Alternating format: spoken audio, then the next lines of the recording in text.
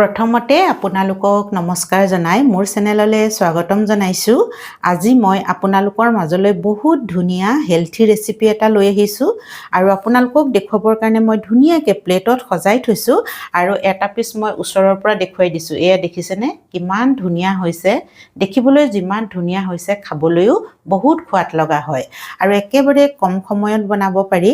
আমাৰ পাকঘৰত থকা বস্তুৰে বনাব পাৰি, একেবাৰে সহজ, খাবলৈ সোৱাদ লগা ৰেচিপি হয় আৰু আপোনালোকে পটককৈ ল'ৰা ছোৱালীক টিফিনত বনাই দিব পাৰিব, আলহী আহিলে আলহীকো বনাই দিব পাৰি। সোৱাদ লগা হয়, হেলথিও হয়। মই গাজৰ, বন্ধাকবি আৰু ধনিয়া দি বনাইছোঁ আৰু বাহিৰৰখন একেবাৰে মচমচীয়া, ভিতৰৰখন একেবাৰে কোমল হয় আৰু চাহৰ লগত খাব পাৰে আপোনালোকে, টমাটৰ চচৰ লগত খাব পাৰে। মই এয়া পদিনা আৰু নাৰিকল চাটনিৰ লগত খাবলৈ লৈছোঁ। মোৰ বহুতে ভাল লাগে, মই ভাবিছোঁ আপোনালোকৰো ভাল লাগিব, সেইকাৰণে এই ৰেচিপিটো মই আপোনালোকৰ মাজলৈ লৈ আহিলোঁ আৰু এতিয়া এই ৰেচিপিটো কেনেকৈ বনাইছোঁ তাকে মই আজি আপোনালোকৰ আগত দেখুৱাম আৰু দেখুৱাৰ আগতে এটা মই ভাঙি দেখুৱাওঁ।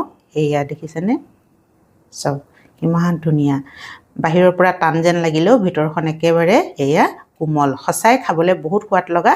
আৰু আপোনালোকে যদি বনোৱা নাই মোৰ ভিডিঅ'টো চাই এবাৰ বনাব বুলি মই আশা কৰিলোঁ আৰু এতিয়া মই আপোনালোকক মোৰ ভিডিঅ'ৰ মাজলৈ লৈ যাওঁ, আহক। ৰেচিপিটো বনাবৰ কাৰণে মই এটা সৰু বন্ধাকবি লৈছোঁ, এইটো দেখিছেনে, আৰু লগতে এটা গাজৰ লৈছোঁ আৰু ধনিয়া লৈছোঁ অকণমান সৰহকৈ। এতিয়া মই প্ৰথমতে বন্ধাকবিটো কাটি ল'ম। বন্ধাকবিটো মিহি মিহিকৈও কাটিব পাৰে, নতুবা এখন পিহনাটো পিচি ল'ব পাৰে। পিচি ল'লে একেবাৰে ধুনীয়াকৈ মিহি হৈ যাব আৰু যদি ভাবে মিহি মিহিকৈ কাটি লওঁ তেতিয়াও হ'ব। ধুনীয়াকৈ এয়া মিহি মিহিকৈ পিহি ল'লোঁ, দেখিছেনে। আৰু এতিয়া মই কি কৰিম জানেনে, ইয়াতে অকণমান মই এয়া নিমখ দি দিছোঁ আৰু নিমখ দি এইখিনি মই খুব ভালদৰে সানি ল'ম। এয়া কিয় কৰিছোঁ জানেনে, আমি বন্ধাকবি খুব সাৱধানতাৰে খাব লাগে, কাৰণ বন্ধাকবিত কেতিয়াবা পোক থাকে, কেঁচু থাকে আৰু পেলু থাকে বুলি কোৱা হয়। আৰু বন্ধাকবিৰ চব্জি বনালে মই অকণমান দেৰি কাটি গৰম পানীত নিমখ দি তিয়াই থৈহে বনাওঁ। আৰু এইটো বন্ধাকবি মই লৈছোঁ একেবাৰে ভিতৰৰ মাজৰ অংশ, একেবাৰে বগা, দেখিছেনে। তথাপিতো মই নিমখেৰে অকণমান এনেদৰে কৰি দিছোঁ যাতে পোক চোক থাকিলেও মৰি যায় আৰু কোমল হৈ যাব। এয়া পানী অকণমান দি মই এনেধৰণেৰে ভালকৈ মোহাৰি মোহাৰি ধুই লৈছোঁ নিমখ পানীৰে। এনেদৰে কৰি যদি লওঁ আমাৰ একো ভয় নাথাকে আৰু কীটাণু মৰি যায় নিমখত, দেখিছেনে। এতিয়া মই এইখিনি ধুনীয়াকৈ এয়া চেপি লৈছোঁ। মই আপোনালোককো কওঁ, যেতিয়া আমি এনেধৰণেৰে বন্ধাকবি ব্যৱহাৰ কৰোঁ বহুত সাৱধানতাৰে কৰিব, কাৰণ হেল্থ বহুত জৰুৰী। হেল্থটো যাতে আমাৰ ভাল হৈ থাকে, আমি খোৱা বস্তুৰ পৰা যাতে আমাৰ একো অপকাৰ নহয়, নহয় জানো। এয়া দেখিছেনে, ধুনীয়াকৈ মই ইয়াৰ পৰা বন্ধাকবিখিনি টুকি ল'লোঁ পানীৰ পৰা। এয়া আমাৰ ধুনীয়াকৈ ওলাই গ'ল, ইয়াত পানী নাই, একেবাৰে পানী টুকি ল'ব। এতিয়া আমাৰ গাজৰটো যে আছে, এই গাজৰটো আমি পিহি ল'ম। গাজৰ এটাই দিছোঁ, বেছি গাজৰ দিলে মিঠা মিঠা হৈ যাব, সেই ভাল নহ'ব খাবলৈ, সেইকাৰণে এটা গাজৰেই মানে জোখটো ঠিক হ'ব। মই গাজৰখিনিও ধুনীয়াকৈ পিহি ল'লোঁ আৰু মিলাই দিছোঁ।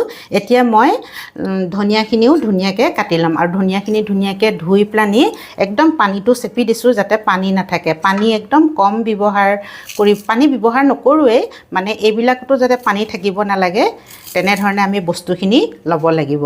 সোৱাদ অনুসৰি এয়া নিমখ অকণমান দি দিছোঁ আৰু ইয়াতে এয়া জিৰা আধা চামুচতকৈ কম অকণমান জিৰা দি দিছোঁ আৰু লগতে জনি দিম অকণমান। এয়া দেখিছেনে, জনি একদম অকণমান হয়, দি দিছোঁ। আৰু ইয়াতে আপোনালোকে কেঁচা জলকীয়া যিমান খায় বা কেঁচা জলকীয়াই হওক, জ্বলা বস্তু মিলাই দিব পাৰে। মই অকণমান এয়া জলকীয়া পাউডাৰ মিলাই দিছোঁ, যিহেতু আমি জ্বলাটো কম খাওঁ। আৰু এইখিনি বস্তু এতিয়া মই ভালদৰে মিলাই ল'ম। এয়া বহুত হেলথি ৰেচিপি হয় এইটো। আৰু এতিয়া বন্ধাকবি, গাজৰ, ধনিয়া প্ৰচুৰ পৰিমাণে বজাৰত ওলাইছে। এতিয়া এইবোৰ বস্তু বনাবলৈ বহুত ভাল হৈছে, সেইকাৰণে বনাই খাবই লাগে, নহয়নে বাৰু। আৰু এতিয়া দেখিছেনে আমাৰ ধুনীয়াকৈ মিশ্ৰণখিনি মই মিলাই ল'লোঁ।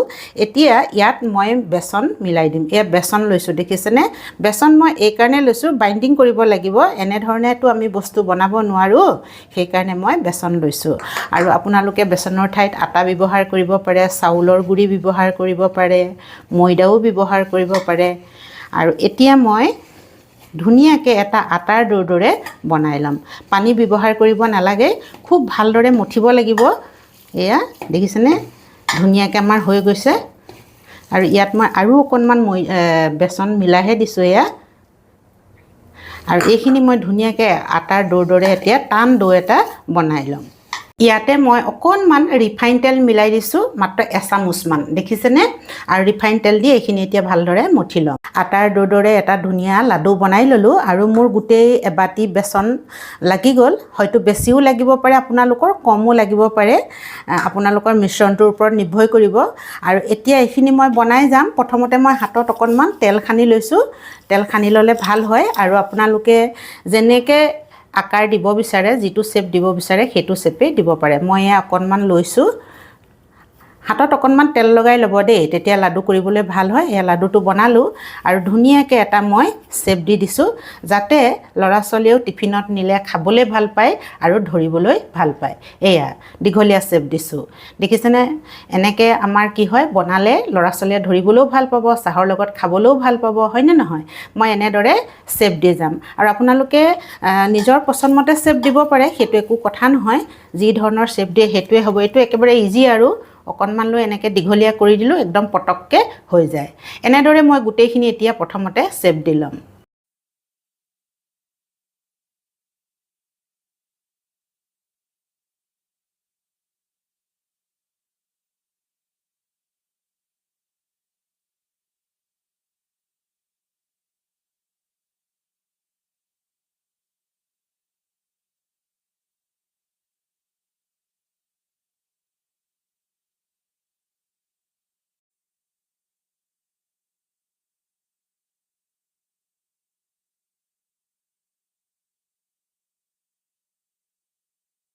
একদম ৰঙচুৱাকৈ এয়া ভাজি লৈছোঁ।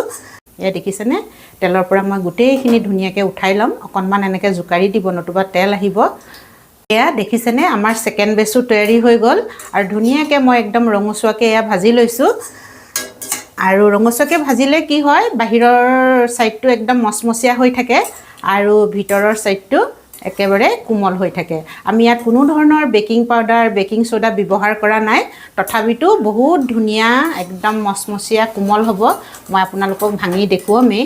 এয়া দেখিছেনে, তেলৰ পৰা মই গোটেইখিনি ধুনীয়াকৈ উঠাই ল'ম। অকণমান এনেকৈ জোকাৰি দিব, নতুবা তেল আহিব। আৰু তেল মই কৈছোঁৱে, তেল একদম কম ব্যৱহাৰ হৈছে। দেখিছেনে, বহুতখিনি তেল থাকি গ'ল। মই গেছটো অফ কৰি দিছোঁ এতিয়া। এয়া খাবলৈ বহুত সোৱাদ লগা হয়। এতিয়া গৰম হৈ আছে, মই ঠাণ্ডা হ'লে ধুনীয়াকৈ প্লেটত সজাই আপোনালোকক দেখুৱাম। এয়া দেখিছেনে, মোৰ গোটেইখিনি বনাই হৈ গ'ল। মই আপোনালোকক দেখুৱাবৰ কাৰণে ধুনীয়াকৈ প্লেটত সজাই থৈছোঁ। আৰু প্ৰতিটো পিচ দেখিবলৈ ইমান ধুনীয়া হৈছে। এয়া দেখিছেনে, চাৰিওপিনৰ পৰা মই দেখুৱাই দিছোঁ।